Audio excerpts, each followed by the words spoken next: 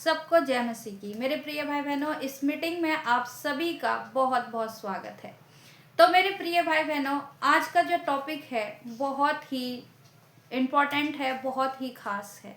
जी, हम देखते हैं आज का जो टॉपिक परमेश्वर ने मुझे दिया वो ये है, यीशु की डांट फरीसी, शास्त्री और व्यवस्थापकों के लिए और एक सही शिक्षा के लिए, ऐसी शिक्षा के लिए जिससे मनुष्यों का उद्धार हो सके।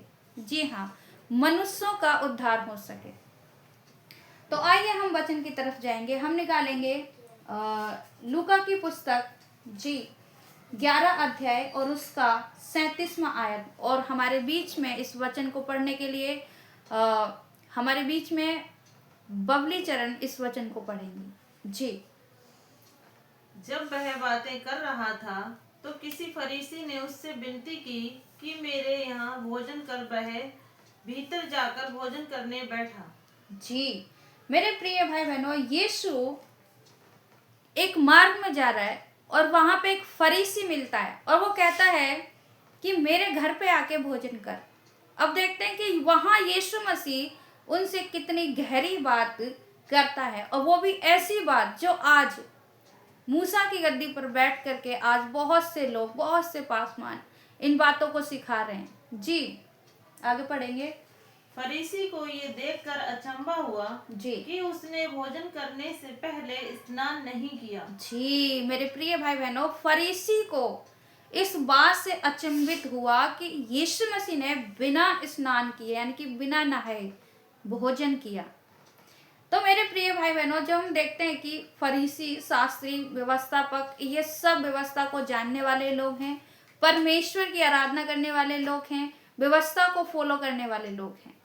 ये लोग ऐसा सोचते हैं कि ऐसा करने से ही हमारा उद्धार होगा, ऐसा करने से ही परमेश्वर हमसे प्रसन्न होगा। तो आइए देखते हैं यीशु मसीह क्या कहता है। जी। प्रभु ने उससे कहा, हे फरीसियों, तुम कटोरे और थाली को ऊपर ऊपर से तो मांजते हो, परंतु तुम्हारे भीतर अंधेर और दुष्टता भरी है। जी, मेरे प्रिय भाई बहनों, ये लोग बाहरी रूप का साफ सुथरा चाहते हैं, अपने शरीर का साफ सुथरा चाहते हैं। अंदर के विषय में परमेश्वर बात करता है, अंदर की शिक्षा के विषय में परमेश्वर बात करता है। जी, यीशु मसीह इनकी अंदर की शिक्षा को सुधारने के लिए बात करता है। जी, क्या कहता है वचन कि तुम अंदर से, जो तुम्हारे अंदर इतना अंधकार है, उसको क्यों नहीं साफ करते। अब देखते हैं कौन सी बातें हैं जिनकी वजह से उनके हृदय में, उनके भीतर, उनकी शिक्षा में अंधकार पाया जाता है। जी।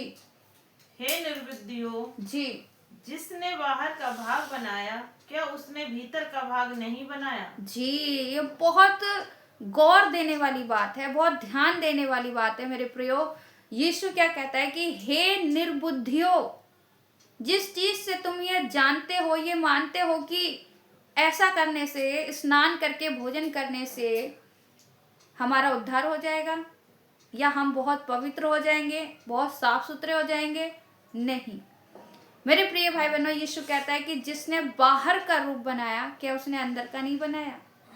तो अंदर को इतना मैला क्यों, अंदर इतनी गंदगी क्यों, यानी शिक्षाओं के अंदर इतना भेदभाव क्यों, शिक्षा सही क्यों नहीं।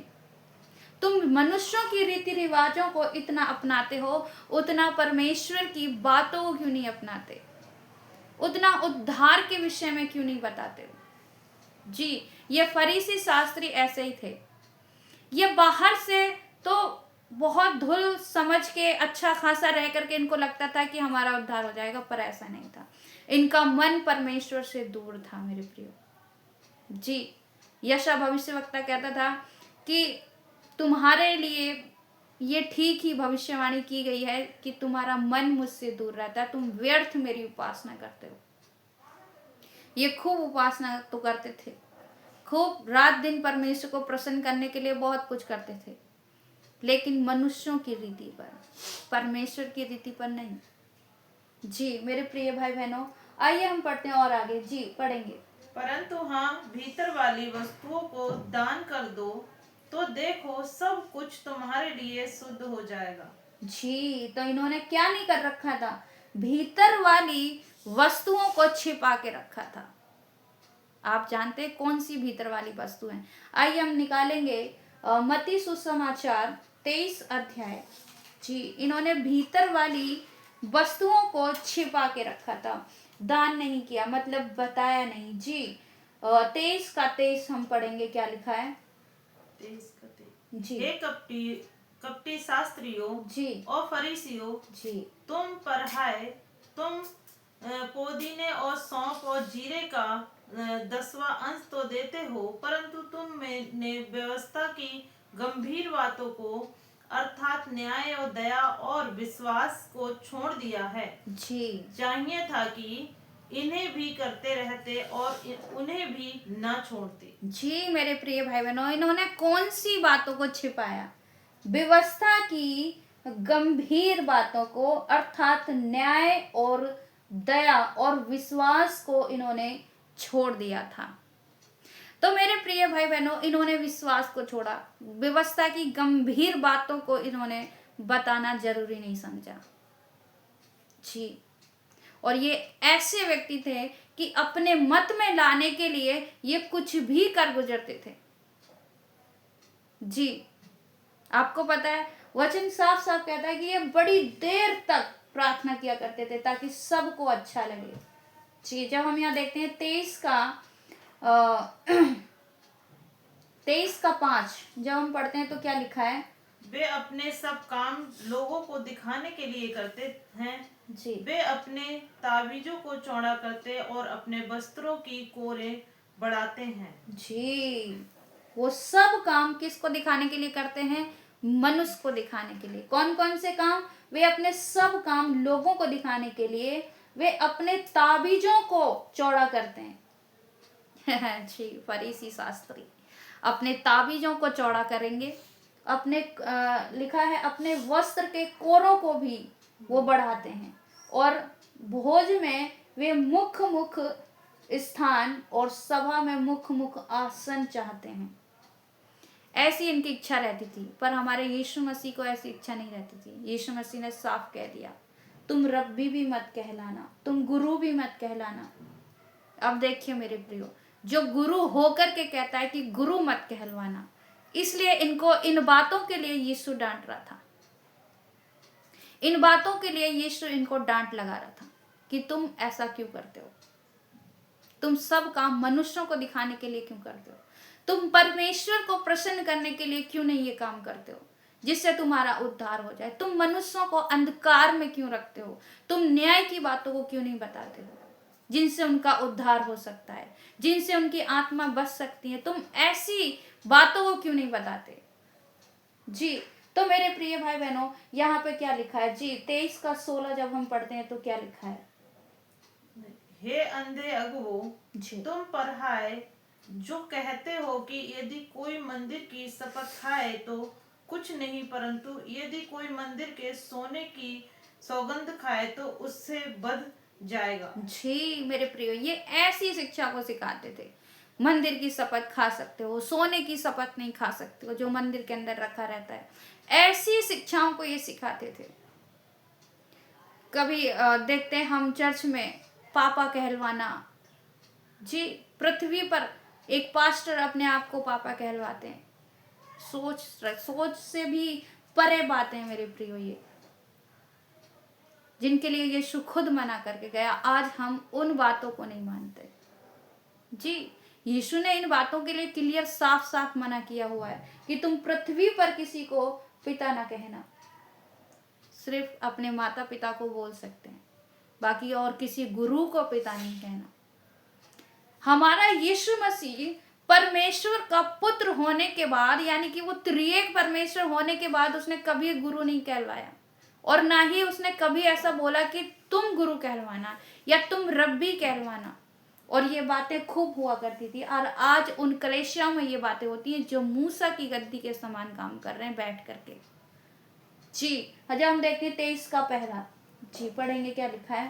तब यीशु ने भीड़ से और अपने चेलों से कहा, शास्त्री और फरीसी मूसा की गद्दी पर बैठे हैं, इसलिए वे तुमसे जो कुछ कहें वह करना और मानना, परंतु उनके से काम मत करना। जी मेरे प्रियो, यीशु ने साफ कह दिया, तुमसे जो कहें वो करना, लेकिन उनके से काम मत करना। तो यीशु इनके कामों के लिए इनको डांट रहा है।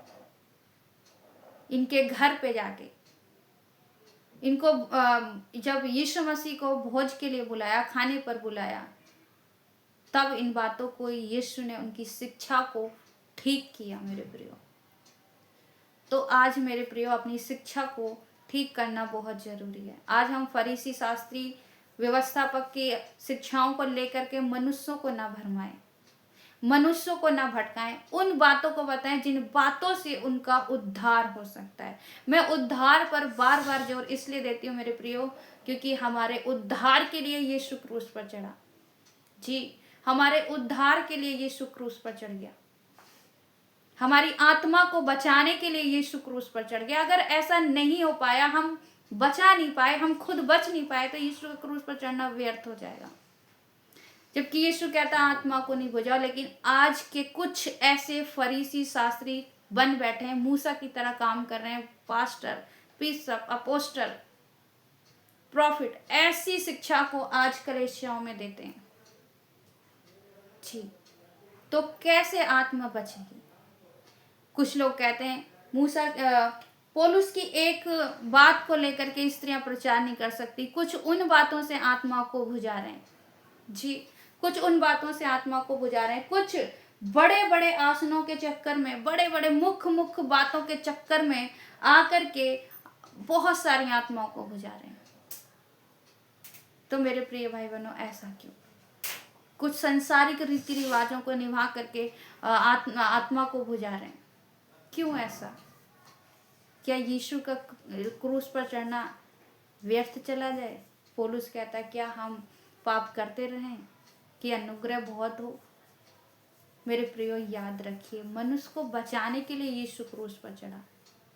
और आज तो मेरे प्रियो 25 दिसंबर आने वाला है, तो अब तो हर एक कलीसिया में तैयारी चल रही है, डांस की तैयारी। बच्चों को खूब अच्छी रीति से प्रैक्टिस कराएंगे। आपको पता है सबसे गलत काम है ये। पहले हम भी करते थे, जब हमने देखा कि हमारे बच्चे तो अभी से डांस में जा रहे हैं, आज तो वो मसीह गाने पे कर रहे हैं, कल को हो सकता है उनके दिमाग में आए जब मसीह गाने भी तो अब ऐसे नहीं रहे। मसीह गानों की ट्यूनिंग अलग हो चुकी है, उनकी लय, उनके सुर अलग हो चुके हैं, कोई आत्मिकता नहीं मेरे प्रिय। तो सोच के देखिए, आज डांस के स्टेप करने वाले भी जो स्टेप करते हैं ना, वो फिल्मी गानों से मैच होते हैं। और अब देखिए खूब सारा ऐसा होगा। तो मेरे प्रिय भाई बहनों, बहुत से लोग ऐसा ही कर रहे हैं, एक एंजॉय करने के लिए क्रिसमस मनाना। इन्हीं चीज़ों के लिए तो यीशु खिलाफ है, इन बातों के लिए यीशु खिलाफ है। जी मेरे प्रिय भाई बहनों, परमेश्वर भी कहता है तुम्हारे नए चांदों से, नए पर्वों से मुझे घृणा आती है, मुझे नफरत होती है। अब सोचिए मेरे प्रिय, जब वो स्वर्ग पिता खुद इन चीज़ों के लिए इनकार करता है, मना करता है।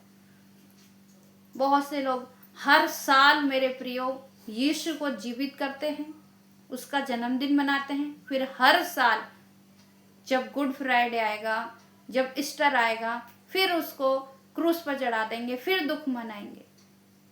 अभी खुशी मनाएंगे दिसंबर में कि हाँ 25 दिसंबर आ गया, यीशु का बर्थडे आ गया। मेरे प्रियो, अगर आपकी संतान क्रूस पर, क्या किसी ऐसी चीज़ पर किसी के लिए बलिदान हो जाए और आप उसके सामने डांस करके दिखाना, कैसा लगेगा? उसके माता पिता के सामने डांस करके दिखाना, फिर आपको पता चलेगा हम क्यों अंधकार में जा रहे हैं मेरे प्रिय। ऐसी शिक्षाओं के लिए, ऐसी बातों के लिए मेरे प्रियो यीशु इनकी डांट लगा रहा है, फटकार लगा रहा है। फरीसी शास्त्री जी, व्यवस्थापक, जो लोग कहते हैं यहूदी, जो इनका मानना था कि व्यवस्था को मानने से ही हमारा उद्धार हो जाएगा। पौलुस ने भी मेरे प्रियो बहुत सुधार किया। इन चीज़ों पर ध्यान करें। जी, ये विधवाओं के घर को खा जाते हैं बड़ी लंबी लंबी प्रार्थना करके। जी हम पढ़ेंगे मरकुस की पत्री 12 का 40 आयत को हम पढ़ेंगे। क्या लिखा है मरकुस 40। जी वे विधवाओं के घरों को खा जाते हैं जी और दिखाने के लिए बड़ी देर तक प्रार्थना करते रहते हैं, ये अधिक दंड पाएंगे। जी मेरे प्रियो क्या कहते हैं, वे विधवाओं के घर को खा जाते हैं और दिखाने के लिए बड़ी देर तक बड़ी लंबी लंबी प्रार्थना करते हैं। जबकि यीशु ने कहा कि तुम अनजातियों की तरह बकबक मत करना। उनको नहीं पता होता है लेकिन तुमको मालूम है, और ये वही काम कर रहे हैं। मसीह में होने के बावजूद, परमेश्वर को जानने के बावजूद भी लंबी लंबी प्रार्थना करेंगे मनुष्य को दिखाने के लिए। क्यों मेरे प्रियो, ये ऐसे कामों से यीशु घृणा करता था, और ऐसी ही शिक्षा से यीशु को आज लोग पसंद नहीं करते, यीशु का प्रचार नहीं करते, यीशु को छिपाते हैं। जबकि उद्धार तो उसी से होना है, क्यों छुपाना है उसको? जी सच्ची बातों को बताने के लिए क्यों शर्माना हमें? तो प्रभु आप सभी को इस बड़े वचन पे बहुत बहुत आशीष दे। सबको जय मसीह की।